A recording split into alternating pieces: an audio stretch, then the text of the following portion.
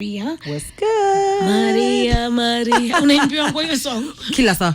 I know. Kila saa. Ukijiintroduce tu hivi. Actually kuna hiyo na ile ya Maria. That's one I hate. Lakini ingine kuna mimi nyingine hapo ni kakondo anasema Maria. Na kuku. Oh God, nimeona zote. Umeona? Yes. Yeah. Maria. Karibu sana kwenye kipindi. We met last week on Friday. Literally. Na nikasema nitakuita kwenye kipindi. Asante sana. So kwa msikilizaji ambaye anapata fursa sasa hivi ya kuweza kukusikiliza kwa mara ya kwanza, nikupatie nafasi ya kuweza kujitambulisha. Maria ni nani? Kwanza disclaimer, Kiswahili yangu kidogo tricks but tutajaribu. Uko tu sawa. Well, naitwa Maria, officially Maria Akinyi, but najulikana kama Maria, ama kwa wale wanaona podcast yangu, hiyo ni Mic Check Podcast, wananijua kama Maraya. Yes. Okay.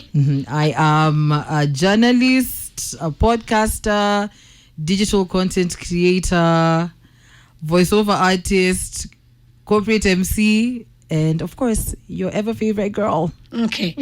Podcaster. Na nafikiri ndio mkondo unaochukua sasa hivi, hususan kwa vijana. Yes. How are you making money out of it? Na ilikuaje ukaamua kwamba you know what, if I'm not going to get to the mainstream media, then this is what I'm going to do? So this is a funny story. So itabidi tumeanza all the way back. To pull up. Jabaki, screw. So, I actually got into mainstream nikiwa bado campus. Nilikuwa Media Max, doing a show called Arena 254. And at that time, nikapata internship pia huku. So, nilikuwa pia nafanya practice yangu kidogo ya radio. Then, miraculously, nikajipata Homeboys. And then, nikajipata hapa tena Kiss TV. But at the same time, I was still trying to figure out, YouTube world. So tulikuwa na channel ilikuwa inaitwa Catalyst that I was doing with one of the hosts who I still host with kwa podcast sahi, anaitwa Chaksi. So Catalyst I could take off vile tulidhani because COVID ilifanyika nini so vitu nyingi ilibaki tumeka on hold. So after COVID 2022 tukafikiria kurudi na the same strategy kama it make sense, and we thought it would be nice kuchukua a different approach with things and see how it works. So Catalyst ilikuwa ni kuhusu nini hususan? Catalyst ilikuwa a 15 minutes we used to do 15 minutes episodes tukiongelelea tu Kenyan culture, music, movies, nini, but it was strictly Kenyan. So tukona if we maybe branch na go to a bigger audience, labda it will make more sense. So tukakuja na Mic Check, and that's how I ended up kukutana na Mwas.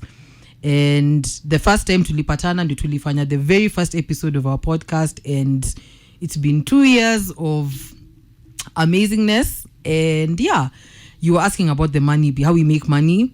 So currently tumekuwa tukipata partnerships. Kama last year tulikuwa na partnership moja na Jägermeister, and this year kuna zenye tuko karibu ku announce, so watu wako on the lookout, but that's the main way we've been making money. But now we just broke even on YouTube, so sasa at least our episodes zitakuwa zinajilipia. So yeah. Oh, nice. Yes, asante. Okay, so are you seeing yourself being employed?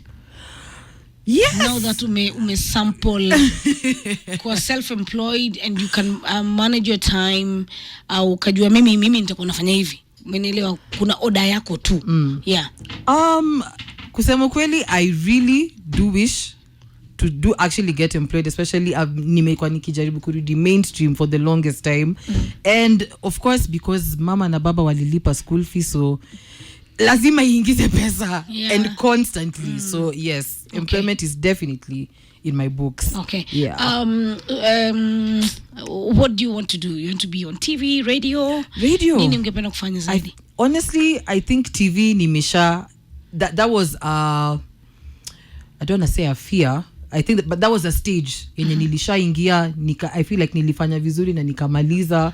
And now because niko na the podcast that's also on YouTube and whatnot, I feel like there's a balance of still having your aspect ya TV, but radio is where I've always wanted to be tangu nikuwe mdogo. Okay. Yes. So radio it is. Yes.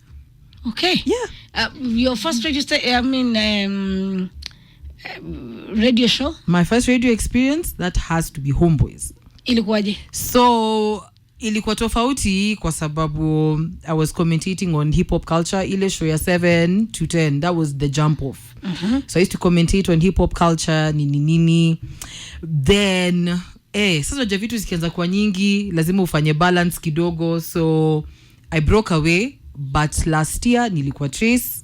So at least I was also doing a different show na kina Jemo na Cliff, hiyo ni Batok. Very different, junisheng, lugha mtaani, nini. Unaingia mtaani. You get, na it's very different from kile nimezoea. So to some, as the journey went on, nilianza ku feel like I'm out of place. So I had to take a step back and reevaluate again kama hiyo nilikuwa nataka kufanya. And at that time, at least podcast pale kwa imeanza ku make sense. So nili shift to attention to focus on that one thing. But now, I think niko ready now to go back into the radio space and just thrive. Okay. Yeah. So for podcast, how is that for you? Because unajua ni ndio kitu cha kisasa.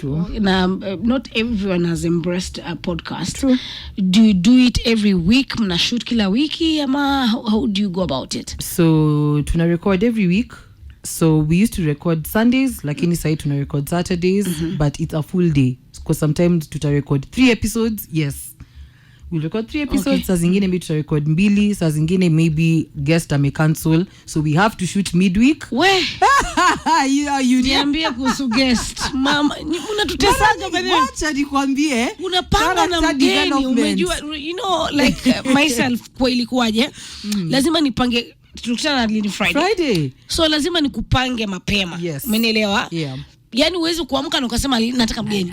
Lazima upange kutafuta wageni wiki moja kabla. Advance. True. Sasa dakika mwisho nakwambia vile kuna emergency. Ama siwezi 10 minutes. paka amekanyagwa mguu unashanga leo ndio ameamua kanyagwe. But I mean you make kazi si rahisi by the way. Yeah, so but, yeah, but and considering yetu, we cannot miss to drop an episode every Wednesday and every Sunday. So at a guest akicancel midweek, lazima msongeze vitu because an episode lazima ikue.